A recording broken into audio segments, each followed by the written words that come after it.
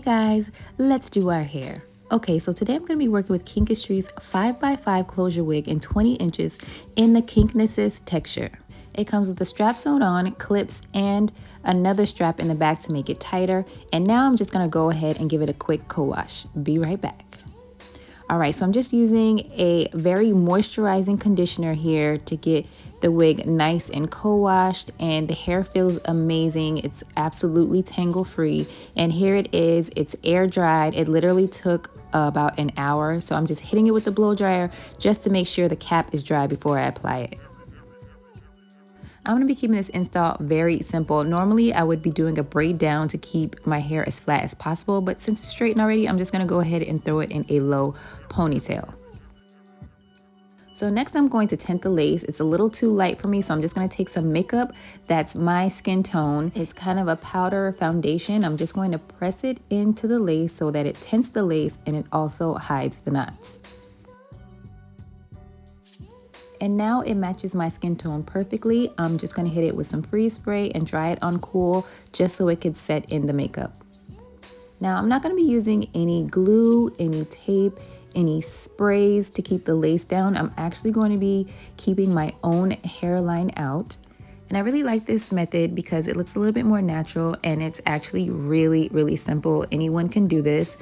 And sometimes the whole process of laying down a lace wig can be a little bit intimidating for some people, so this is a perfect way to take advantage of wearing a lace wig without having to go through that whole process. I'm just cutting off the lace as close to the line as possible, and now I'm just pulling out my own hairline. It's that simple, and how much you pull out is up to you. I prefer pulling out the least amount of hair as possible because the whole point is to have your hair covered, but however much you want to pull out that you feel comfortable with and that covers up the lace, just go ahead and do what works for you.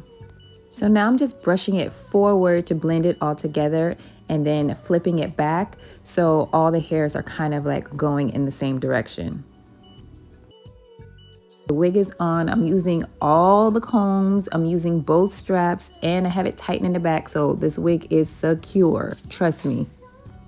And this hair is amazing. The texture is perfect. It looks great as it is, but I'm just going to hit it with a flat iron just to take out some of the puffiness. And just as I expected, it flat irons beautifully. I'm going to go ahead and repeat the process all over my head. I'm taking really small sections and doing the chasing method and just taking my time so that I get it nice and straight. I'm about halfway through. You can see the difference. It's still nice and full. I just took some of the puffiness out with the flat iron.